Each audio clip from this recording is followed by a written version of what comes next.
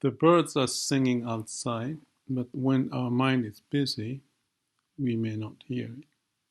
When the mind is clear, the sound of the bird may feel like it's the voice from the heaven.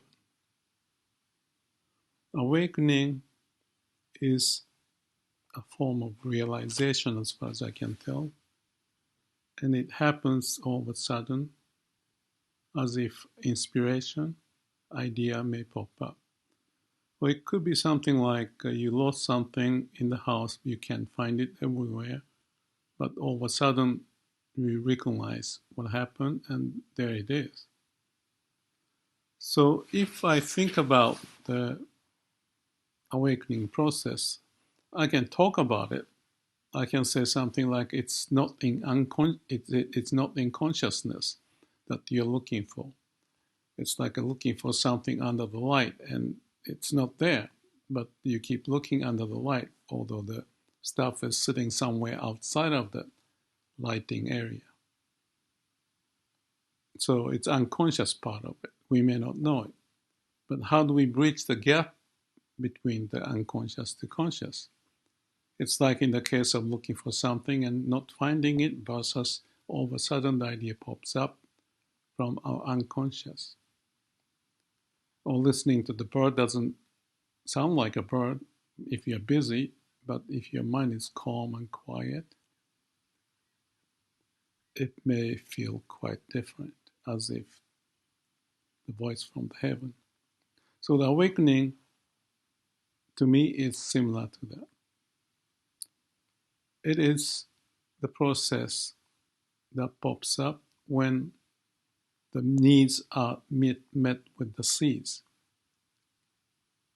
There's a blockage, there's a distance, there's a hurdle for us to get to the realization.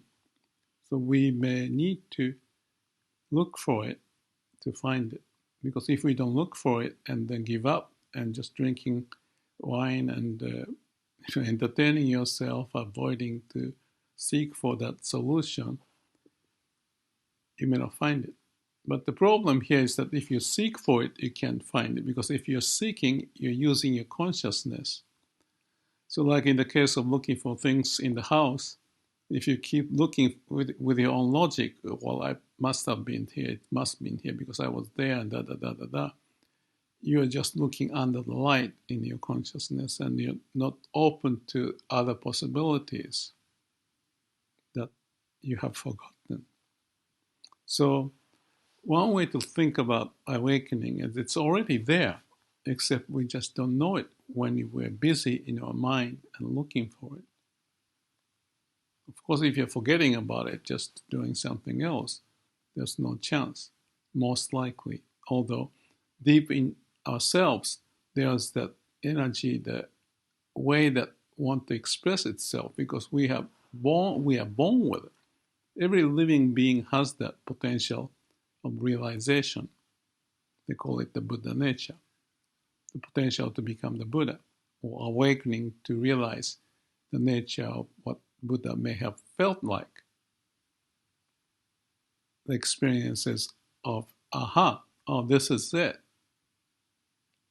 may not come unless you do something.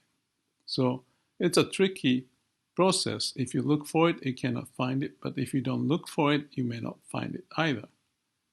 But if you keep searching for it and have an open mind to look beyond our capability of the mind, that's the trick. But it cannot be instructed. It has to be found by each person. Reading and studying may help, but at the end, the challenge, the seeking mind has to be there, but it has to get to the point of you cannot seek any farther. Then the door opens. Knock the door. And when you really can't do anything, feel vulnerable, but keep on trying. And there's a moment you forget about it because you exhausted your own self. And that's the necessity to get to the point of the door being open. Exhaust, open, relaxed, give up, accept everything, then it may happen. But like I said at the beginning, you cannot guarantee that. So I just think of this example. The other day I was looking at the bird. These birds are flying from Alaska to New Zealand and from New Zealand to Alaska. How did they find a way to do back and forth over time? The way I think about it is that they went through some kind of realization. If you stay in one place, the winter may be too cold, so they look for the solution, so you go up warmer place. And you cannot find it there, and then you try somewhere else. And over time, going back and forth and searching, and in the process, the bird may give up and die here and there, unfortunately. But the lucky ones get to the other side, which is Alaska. And there's a summer, and it's convenient, the foods are there, so they can relax and enjoy the summer. And then back to New Zealand when the winter gets cold up there. Actually, funny to think about it, but I'm kind of in the similar situation. In the past, I've been moving around from the California to New Zealand to Japan, and California, New Zealand, and Japan, triangulating as I get older and I want to do what I want to do. And I enjoy it in the summertime and warm time and diving and swimming and all that stuff. So perhaps I was lucky enough to prepare for this and came up to the point of having a house in New Zealand. And now, because of the situation being changed in the US, I'm thinking I'm going back and forth between Japan and the US. So it's a different story, but it's just experience related, the wisdom of you call it experiential wisdom. The situation would make you to find the path. It's not guaranteed, it's not prescribed, but as you go, the new situation happens and you adapt to it and find the insight. So it's the same as the awakening, realization of what may be most suited for you to live your life the best you can, the way you can, while you are trying to help others, so that the whole reason is not just for yourself, but with others to find the passage that makes sense. As the bird had found the way, and so far they've been going back and forth from New Zealand to Alaska and back to New Zealand, this climate change process may impact quite a bit. And that will be a stress for the bird. So they go through the same searching for the soul. What is the way? New way. It's a process of being alive. Nothing is guaranteed. The realization is not guaranteed.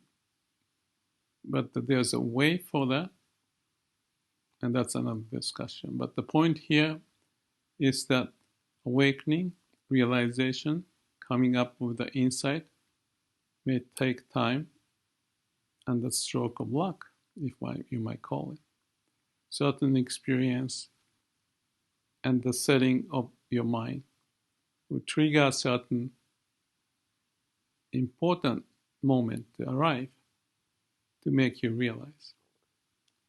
So I believe you want to have the open mind, calm and quiet mind, and you want to have this attitude of being sincere and truthful. That's the process of Shila, the right conduct, as far as I can tell. With that right conduct and have an open mind or calm and quiet mind, with truthfulness and sincerity, that's samadhi. Then panya, the wisdom may pop up. So it's the process of Shila Samadhi Panya. Over and over. That's the way I see it as a process of awakening. And you need to keep on working on it with truthfulness and sincerity. Each person case is different. Each person has a different habit that may come from their parents or the surroundings or whatever the situation. But all living beings may have the same type of structure as far as I can tell, because we are all came from the dust of the universe to come to this planet to live over some process of evolution to where we are. Whether you're a human being or monkey or the grass or the fish in the ocean, we all came from that simple process. So realizing that is the point of awakening, to live without your mind consuming, but more relaxed and open and going with the flow, so to speak. But effort may be necessary to find that. And the sincere effort and truthfulness, to me, is the way to find the path and keep finding the path with the mind liberated and realized what it can be. But there's no end to it. So let's wish for all of us the best we can to keep evolving, finding the path, and every now and then appreciate the sound of birds singing outside.